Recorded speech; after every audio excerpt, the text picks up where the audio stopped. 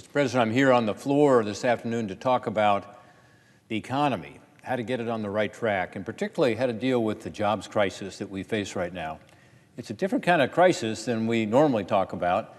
There are a lot of jobs open, and the workers that are needed are not coming forward. Washington needs to change direction to get the economy on the right track. Current law provides that at least until Labor Day, that's in September of this year, that there will be a federal supplemental payment of $300 per week added to the state unemployment benefit. So if somebody's on unemployment insurance, they'll get their normal state benefit, which in Ohio is about half of whatever your income was.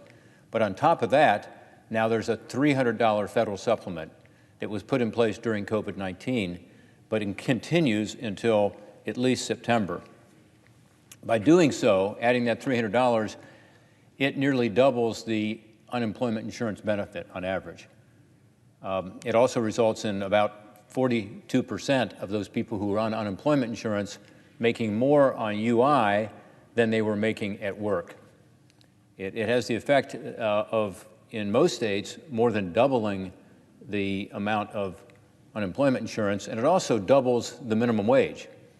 So you can imagine why this is a disincentive for some people to go back to work if they can make more not working. On top of that, Democrats here in Congress during the COVID-19 legislation added another benefit to people who are on unemployment insurance compared to people who are working.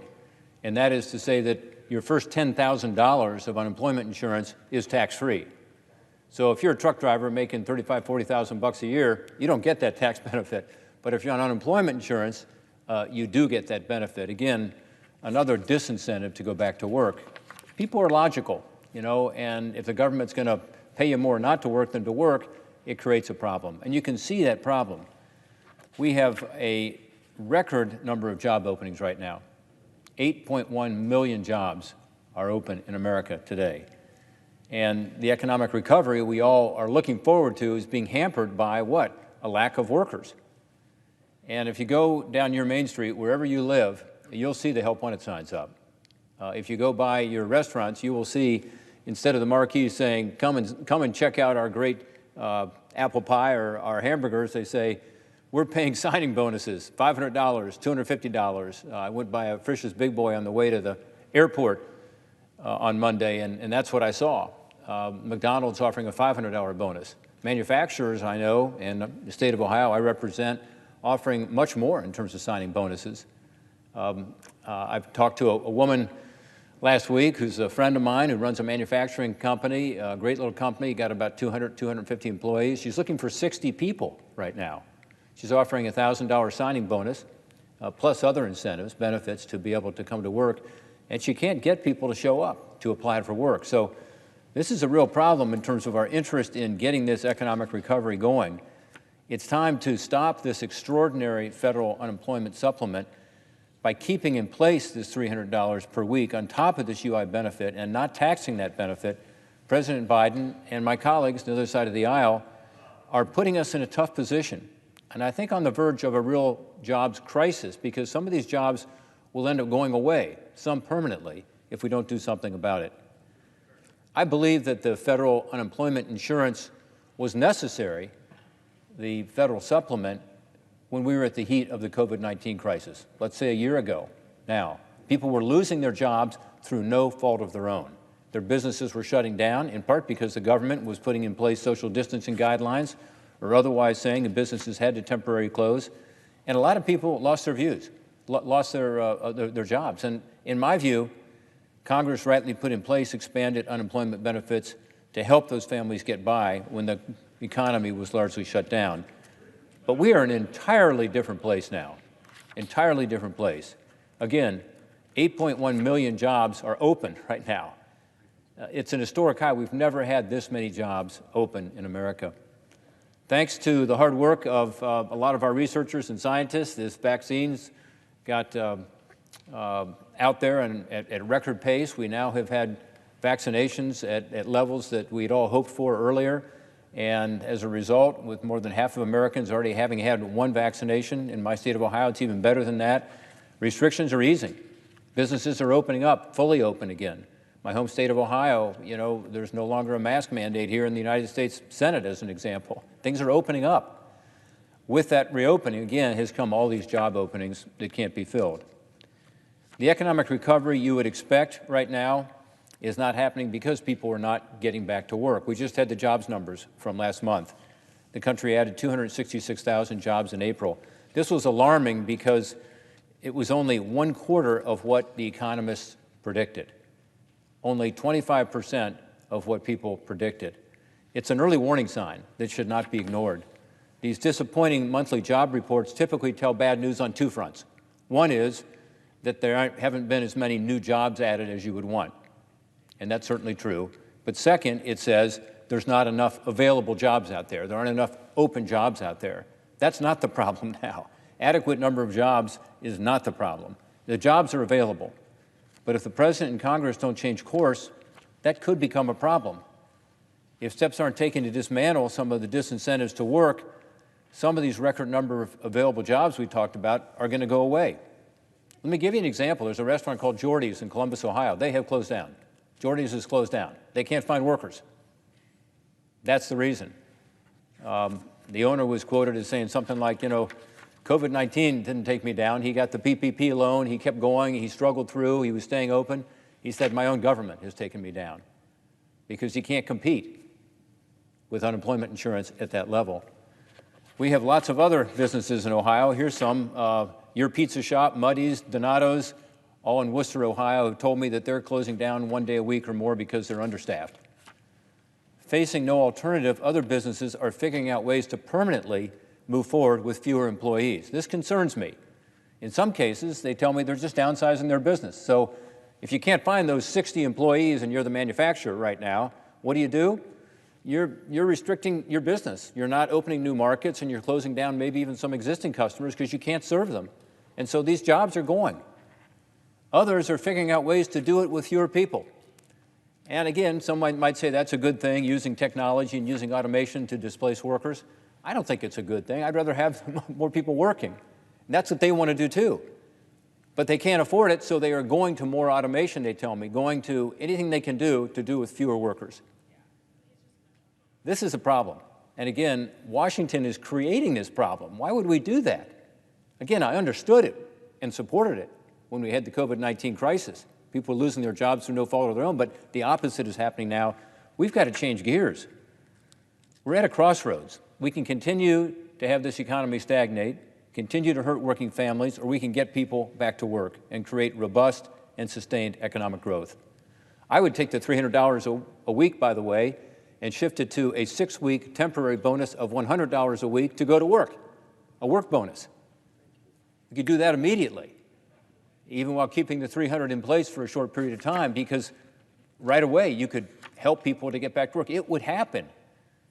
And by the way, some states have decided on their own just to get rid of the $300 because they know it's not working for the small businesses, it's not working for the economy, it's not working for individuals who are not getting back to their career track, who are losing training and losing the ability to keep up with what's going on at work because they are, again, given this disincentive to go back.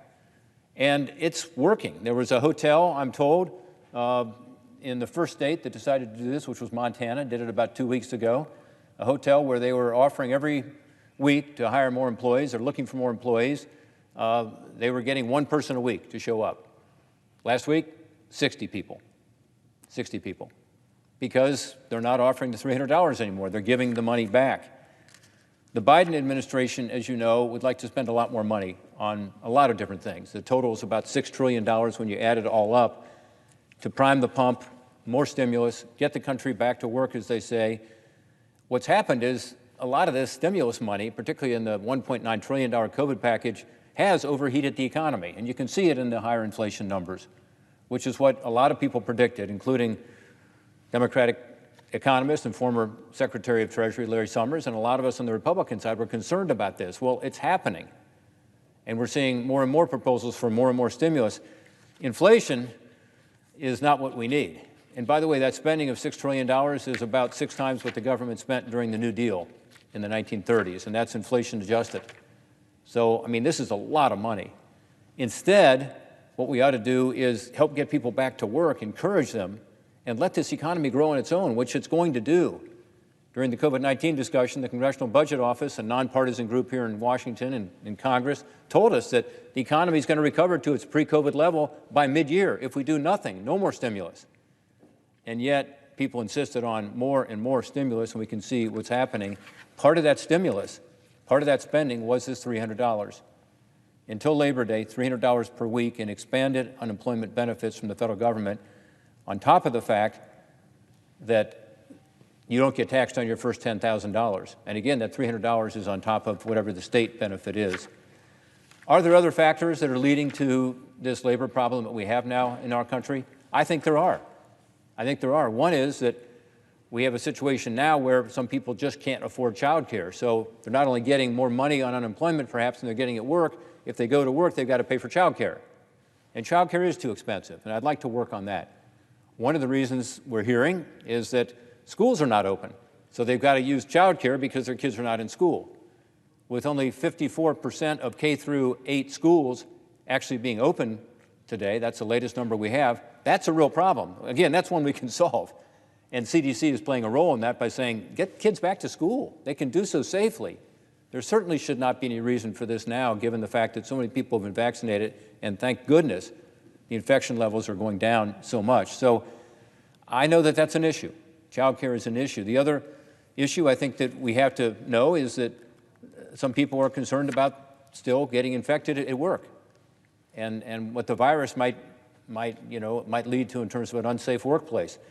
But I will tell you, that concern is a lot less now, again, that so many people have been vaccinated, and the CDC, again, has responded to that and said, you can have a safe workplace, you can have a safe school. It's not hard to do.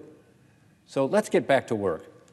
And particularly, let's deal with this unemployment insurance issue, because that is the main reason that people are not returning to work, I'm told, by the employers out there. With more than 40% of workers making more with unemployment insurance and that supplement than they would in their jobs, businesses just can't compete. Think how tragic this is. A small business owner works tirelessly to keep the lights on through COVID-19. Again, maybe uses the PPP or otherwise stays in business. And finally, after more than a year, we reach this point where the virus is in retreat. We're doing all the things we should be doing to make our workplaces safe. And now they might have to close because they just can't find people to work. The same story is being told all over the country, certainly over my state. And again, this is why 21 states now, as of this afternoon, including my home state of Ohio, have decided to give the $300 back. But we shouldn't here in Washington continue to provide that $300 to everybody else. Governors in these states understand that encouraging workers to return to the job market is essential to the economy, but it's also good for that workforce to get back to work, get back to what happens when you go to work, which is you have that sense of fulfillment, that dignity and self-respect that comes with work, and you're keeping up with whatever the technological changes at work and getting back on your career track. Guidance from the Biden administration CDC says we can move forward with getting back to normal. It's time for President Biden to follow that advice and to end the disincentive to work that's holding back the economic recovery. These are simple steps that we can take. Again, I would do a $100 bonus to go back to work for 6 weeks. But the most important thing is to end the $300 and to let people, once again, have the opportunity to pursue their American dream, which is not unemployment, it's getting a job. And with 8.1 million jobs being offered, an historic number, the most ever, it's time to make that change. I urge my colleagues and I urge the administration to change course. I yield back my time.